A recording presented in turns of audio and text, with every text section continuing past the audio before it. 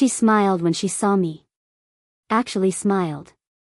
My sister-in-law Natalie, sitting in a fertility clinic waiting room next to my husband Ben. They were holding hands. I stood frozen across the room, clutching our shared insurance file with my name printed on top. I wasn't supposed to see the chart on the receptionist's desk. I wasn't supposed to see my own name listed as an egg donor. But I did.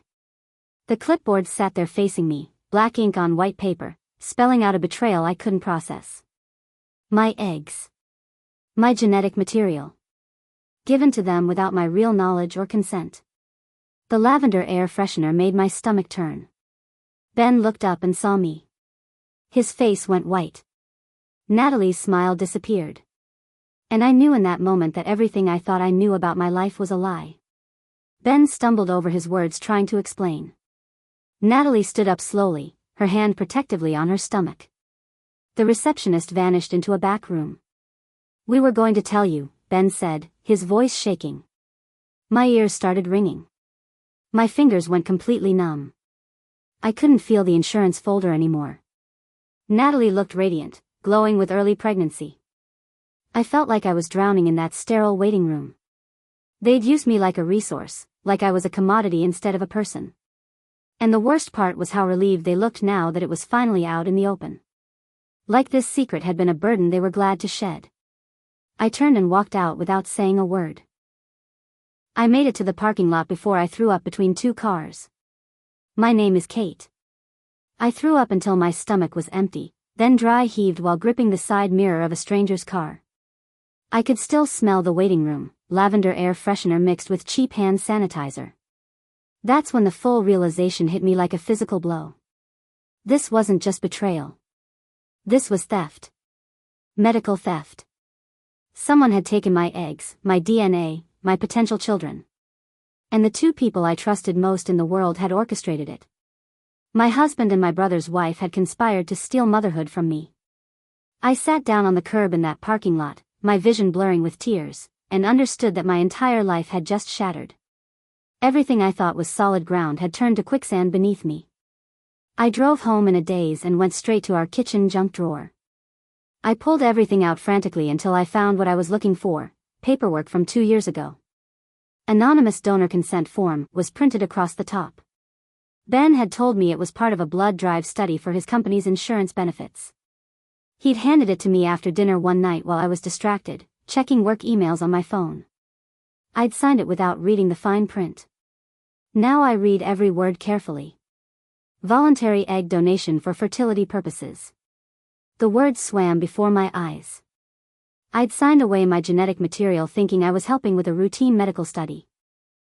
They'd tricked me into giving them exactly what they needed. 2 days later, we were at my brother Logan's house for Sunday dinner. It was a family tradition my mother insisted on maintaining. Natalie kept rubbing her stomach in that way pregnant women do, unconscious and protective. Ben wouldn't look at me across the table. I smiled so hard my cheeks ached, pretending everything was normal. No one else knew what had happened at the clinic. My mother called Natalie her strong, brave girl for finally getting pregnant after years of trying. Everyone celebrated. I excused myself to the bathroom and cried silently with the water running so no one would hear.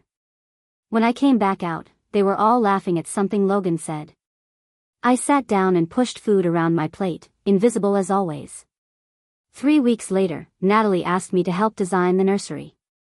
"You have such a good eye for colors," she said sweetly over coffee. We sat in her living room looking at wallpaper samples and paint swatches. Every color looked like betrayal to me. The soft yellows reminded me of lies. The gentle blues felt like stolen dreams. She talked about cribs and changing tables while I nodded mechanically. "I'm just so grateful this finally worked," she said, touching her stomach again. "We tried everything. I wanted to scream that it worked because they'd stolen from me. Instead, I smiled and suggested the pale green wallpaper. She loved it. I went home and cried for 3 hours straight, wondering how long they'd been planning this theft. My brother Logan had always been the golden child in our family. Growing up, he got second chances while I got lectures about responsibility. When he failed a class, our parents hired tutors. When I struggled, they told me to try harder. He could do no wrong. I could do no right. When Natalie married him, she became instant family royalty by association. My wins never counted for much. Hers were paraded at every gathering. When I got promoted at work, my mother said, "That's nice, dear." When Natalie got promoted, we had a celebration dinner. The pattern was so familiar I'd stopped fighting it years ago. I'd learned to be invisible, to take up less space. Now I understood they'd taken that invisibility and used it against me. I was invited to Natalie's first ultrasound. Ben drove us both there, the silence in the car heavy and suffocating. The baby on the screen already had features I recognized. My nose. My chin line. The technician pointed out tiny fingers and toes while Natalie cried happy tears. Ben whispered something to her and she laughed, squeezing his hand. I sat in the corner chair feeling like a ghost watching a version of my life play out without me. This should have been my ultrasound, my baby, my joy. Instead, I was relegated to supportive audience member in my own genetic story.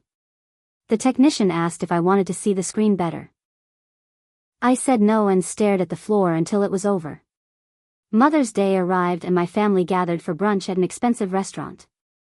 My mother gave Natalie a beautiful charm bracelet for her first Mother's Day. Natalie cried and hugged her. I sat there with no card, no gift, no acknowledgement. Later, while we were waiting for dessert, my mother actually looked at me and said, "One day, sweetie, you'll know what it's like to be a mother. It's the most special thing in the world." I bit my tongue so hard I tasted blood. I wanted to scream that I already knew, that the baby Natalie was carrying had my DNA, my genetics, my everything. But I stayed silent. I'd learned long ago that speaking up in this family only made things worse. So I smiled and nodded and died a little more inside. I started seeing a therapist named Dr. Harrison. In our first session, I said something that surprised even me: "I'm grieving someone who's still alive." She asked me to explain. I couldn't tell her the whole truth yet. I couldn't admit that I was mourning my own children, that somewhere in Natalie's body my genetic legacy was growing without my permission or knowledge. I talked around it, using vague language about loss and betrayal. Dr. Harrison was patient and kind. She taught me breathing exercises for anxiety. But nothing helped the hollow feeling in my chest. By the third session, Natalie announced she was pregnant with triplets.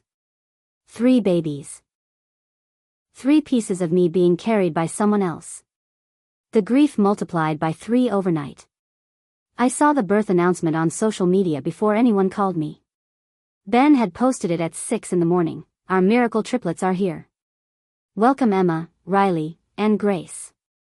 My hands shook as I stared at the names. Those were my childhood doll names. When I was 7, I'd had 3 baby dolls I'd named exactly that. I'd told Ben about them once, years ago, in a conversation about childhood memories. He'd remembered.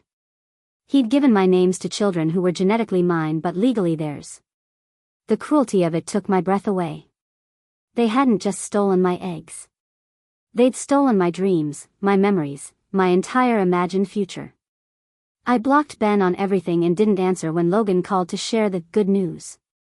2 weeks after the babies were born, Logan and Natalie asked me to be the godmother.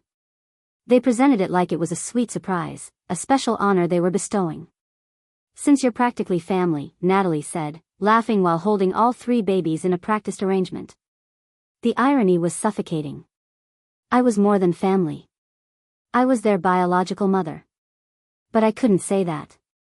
So I said yes, because saying no would have required explanations I wasn't ready to give. My voice came out flat and mechanical. No one seemed to notice.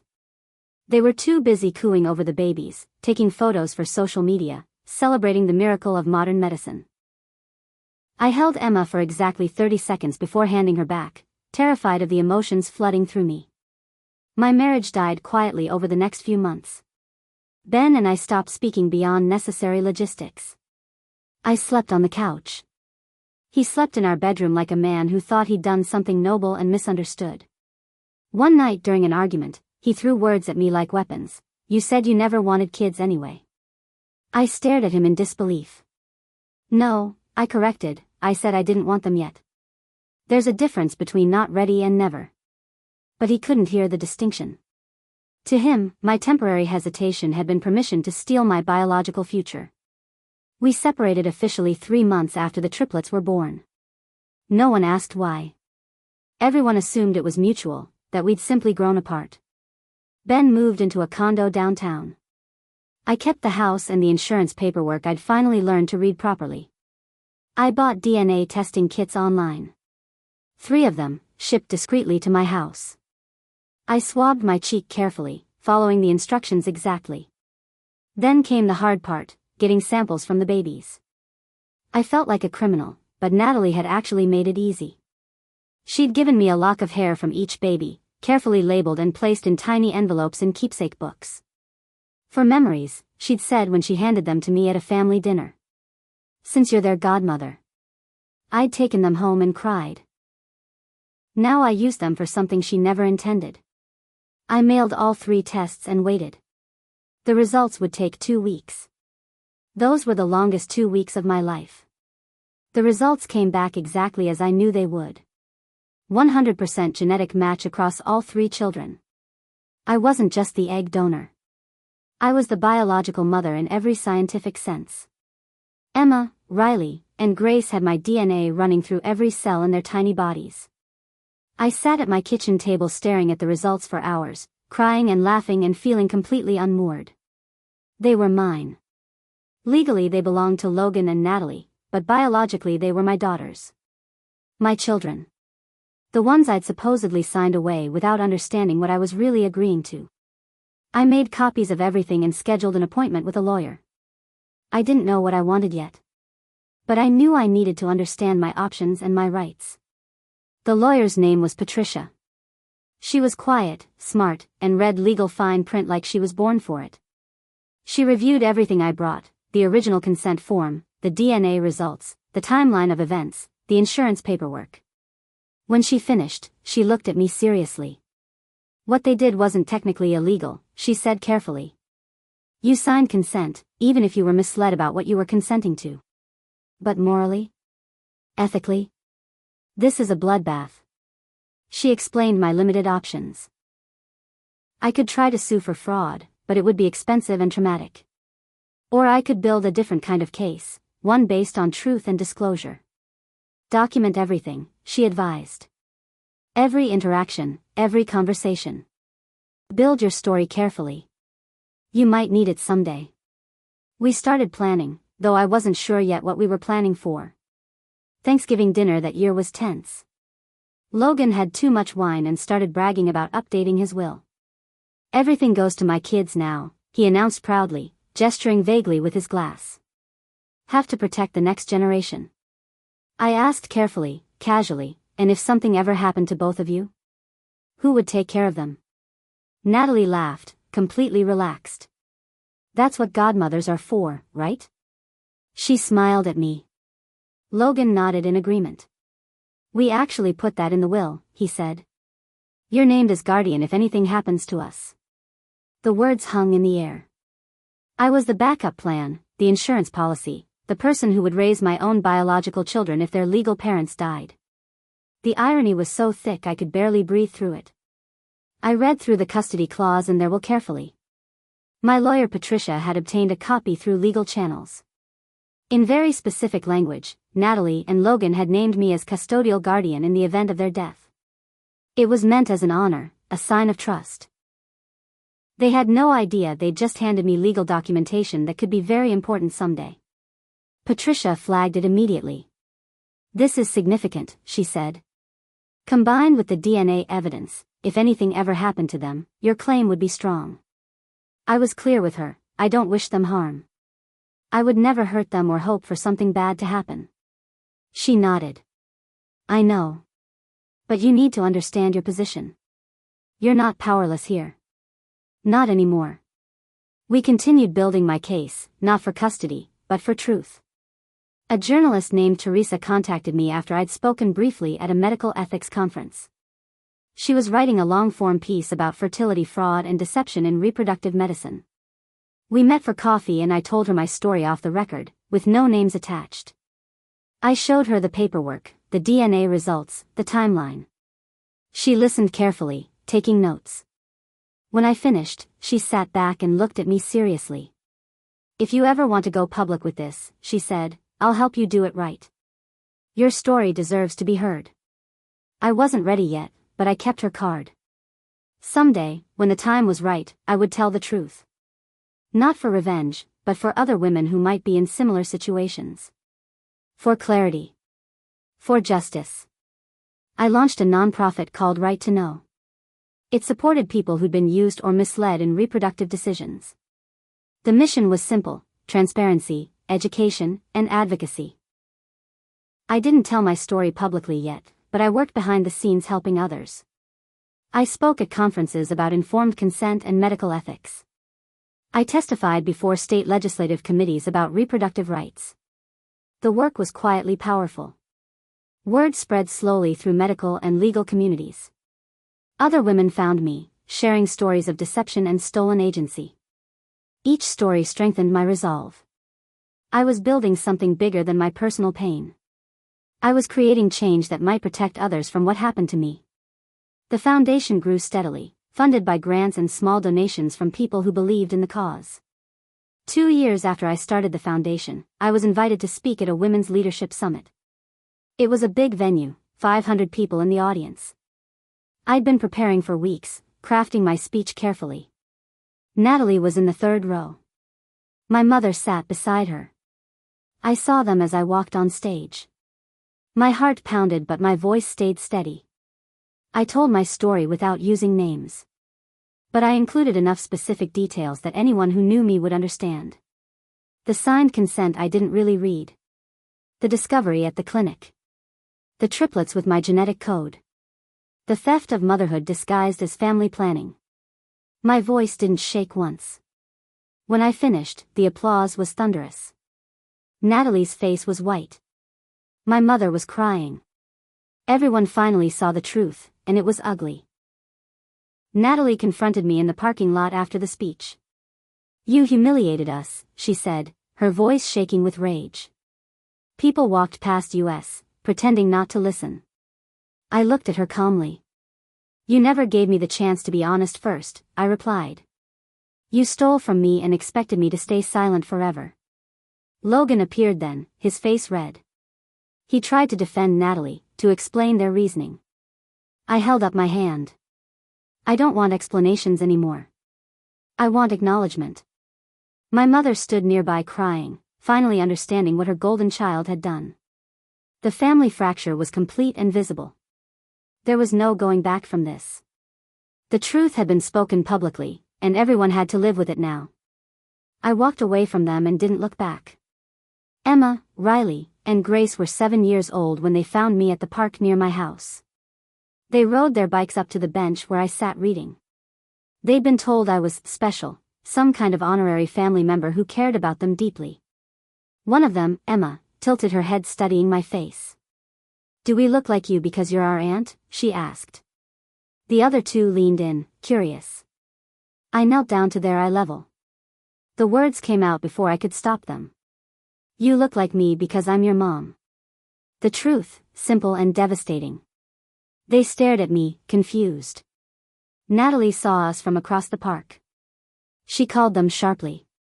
They rode away slowly, looking back at me with questions in their eyes. Natalie grabbed their bikes when they reached her and turned away. She never brought them to that park again. I never took custody. I never needed to. Instead, I stayed in their lives however I could. I sent birthday gifts and Christmas cards.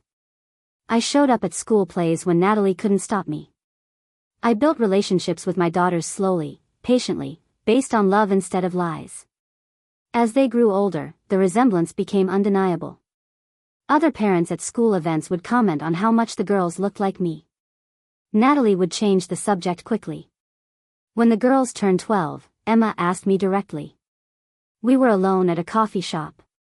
"Are you really our biological mother?" she asked. I told her the truth. All of it. She cried. Then she hugged me. The other two learned shortly after. Natalie and Logan tried to control the narrative, but the girls were old enough to understand what had happened. They were old enough to choose relationships based on truth. Natalie and Logan moved out of state when the girls were 15.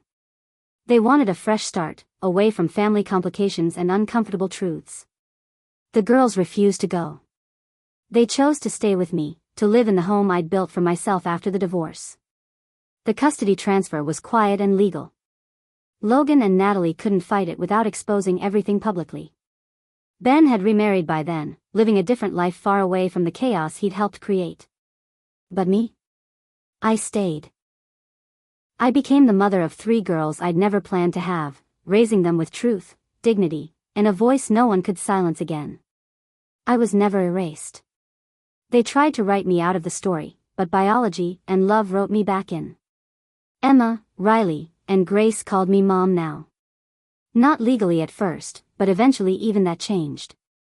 I'd lost everything when I discovered their secret. But in the end, I gained something more valuable: my daughters, my truth, and myself.